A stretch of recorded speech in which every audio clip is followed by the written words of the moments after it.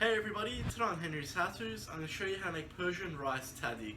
Let's get straight into it. So guys, just into a bowl here, I've got 2.5 cups of basmati rice.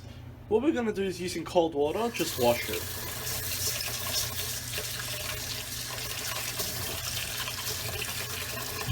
So you just want to stir it up with your hands. What we're trying to do is get rid of all that starchiness, so that's all the cloudy water. So just mix it up and then you want to drain it. Make sure you don't waste the rice. Then we'll repeat that a few times until the water is clear.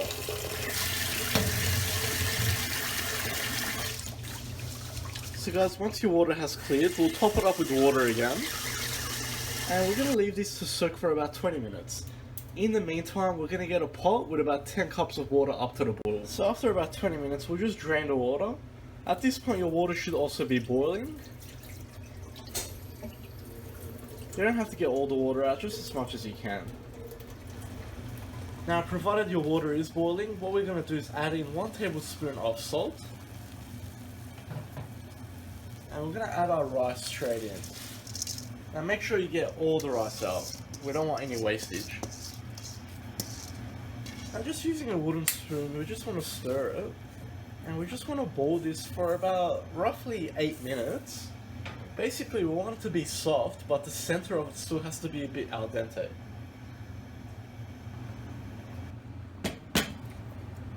So guys, I'm at around the 7-minute mark now.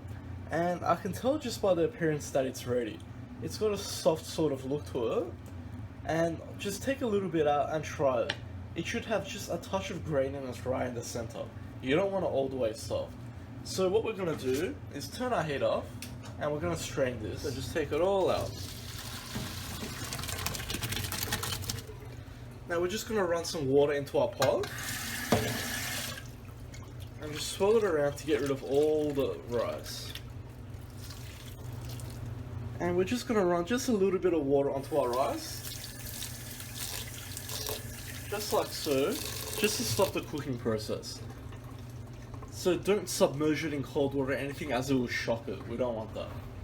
So guys, back to our pot, I'm going to add in 1 tablespoon of butter, or you can use ghee if you prefer, along with 1 tablespoon of oil. And we'll just swirl that around so the butter dissolves. Doesn't have to be 100%, but at least 50%. This way we can ensure we get a nice golden brown tahdig.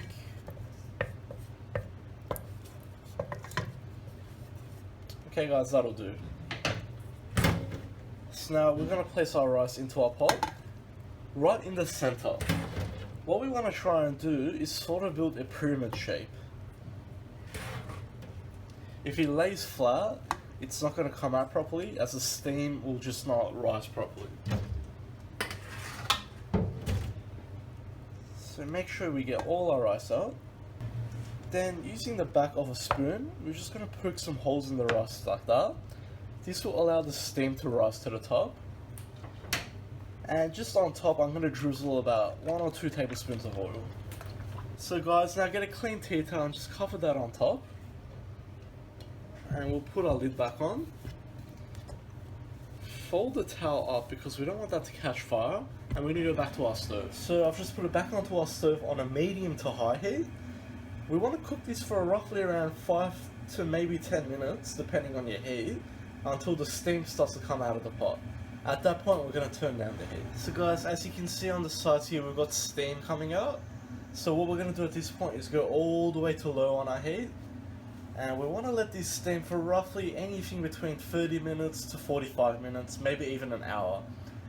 So you can't rush this. If you rush it, the tahdig won't be nice and crispy. So take your time, just leave it. You don't have to do anything. Alright guys, so I'm at the 35-minute mark now. So I'm just going to take the lid off. Just look at how beautiful that looks. I'm going to add some saffron on top. This is just saffron water. And we'll put the lid back on. At the 45-minute mark, I'm going to turn the heat off. So another 10 minutes. We just want that saffron to really give an aroma to our rice. Alright guys, so I'm at 45 minutes now. Usually around 45 to 55 minutes does the job. So I'll turn our heat off. We just want to let this rest here for about 5 minutes before we serve it. Alright guys, so it's time to serve. So the trick is you want to get some sort of plate that's just a tiny bit bigger than the actual pot. Now that's one way to serve it. The other way is to just get a plate like bigger than this and just pour the rice on that and do the tahdig last. But obviously you can choose whichever way you like. This way is easier. So we take the lid off. Now take a few moments to appreciate that amazing saffron aroma.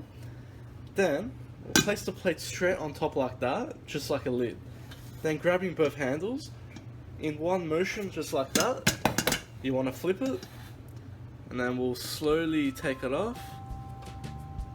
And just look at that beautiful tahdig. Can you hear that? That's how you know it's a good tahdig. And just using a knife, just feel free to slice into it like that. So it's almost like a cake when you think about it. Now traditionally the best way to serve this is just cutting into quarters and each person takes a slice, so you get the tahdig and the rice.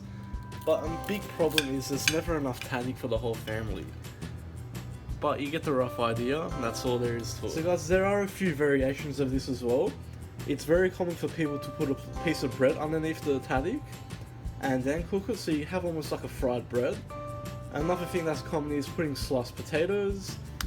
I've seen people put noodles. There's any number of things you can do, but this is obviously the traditional way.